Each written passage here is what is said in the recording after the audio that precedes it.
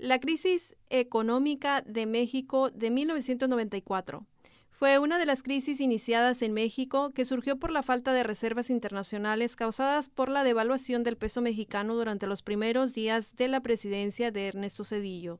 A unas semanas del inicio del proceso de devaluación de la moneda de México, el entonces presidente de los Estados Unidos, Bill Clinton, solicita al Congreso de su país la autorización de una línea de crédito por dólar de 20,000 millones para el gobierno de México, a efecto que se le permitiera garantizar a sus acreedores el cumplimiento cabal de sus compromisos financieros denominados en dólares.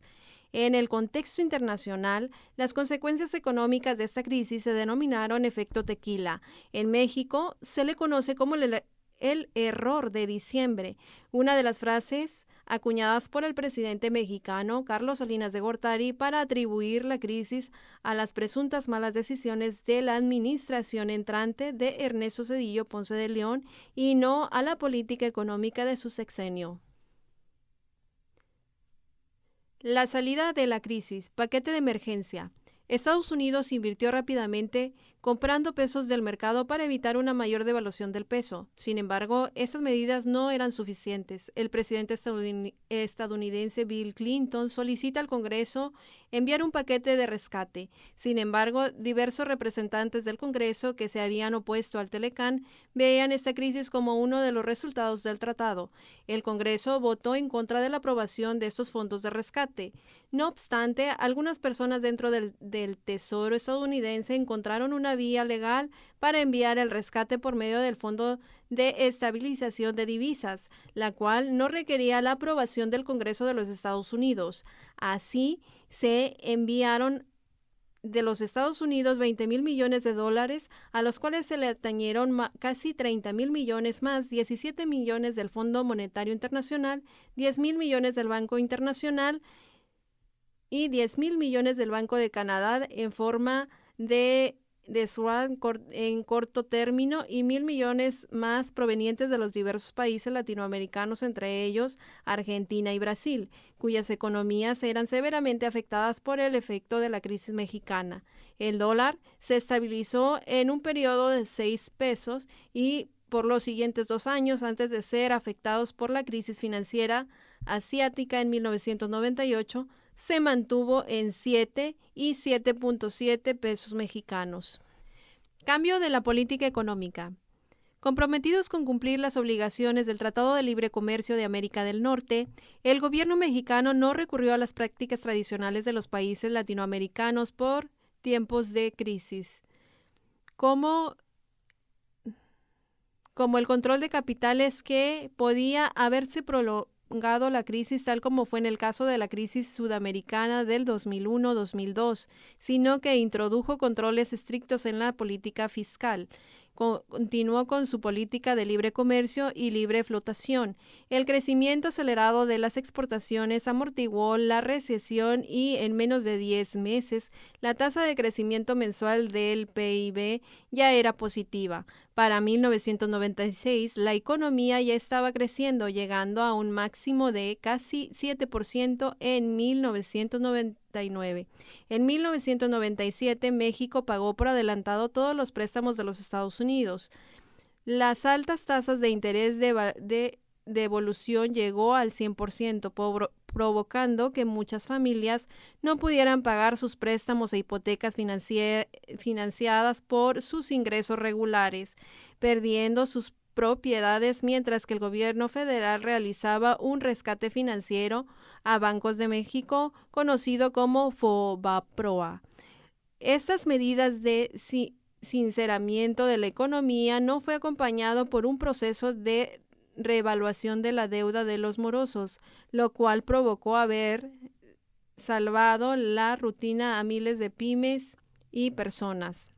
El rescate financiero se sigue pagando actualmente, la pobreza no se reduce y los programas sociales se pueden ejecutar libremente gracias a un aviso legal que dicta este programa es de apoyo social y no tiene ningún fin partidista.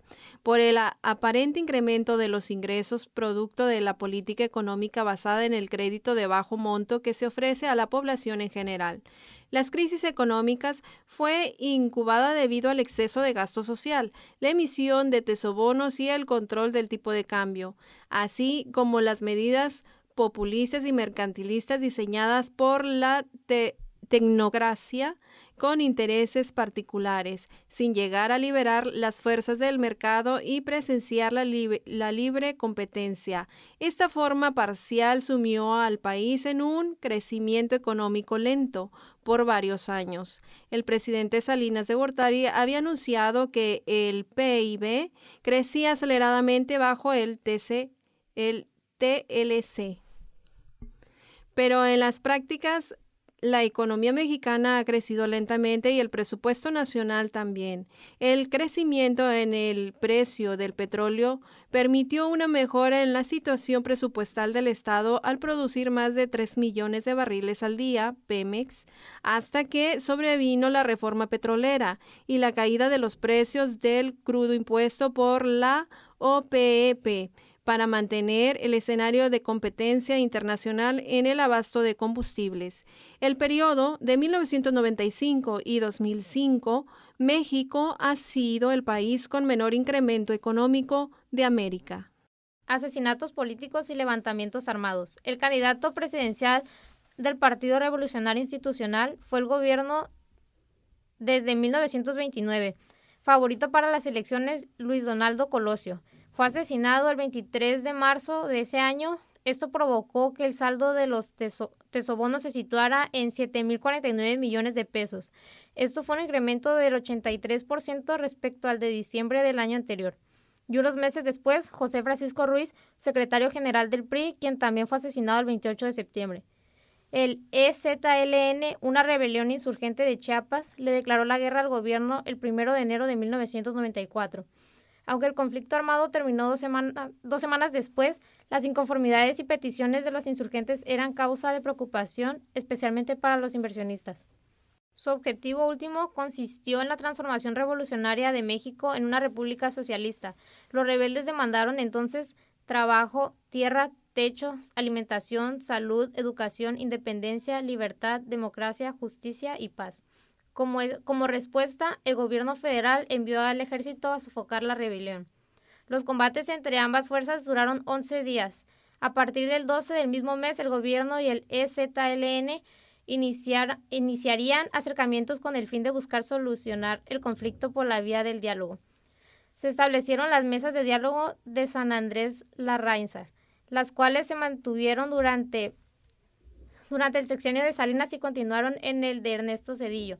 Sin embargo, los zapatistas rompieron el diálogo debido a la propuesta de reformas constitucionales del gobierno federal que no respetaba comprometidos en los acuerdos de dichas mesas.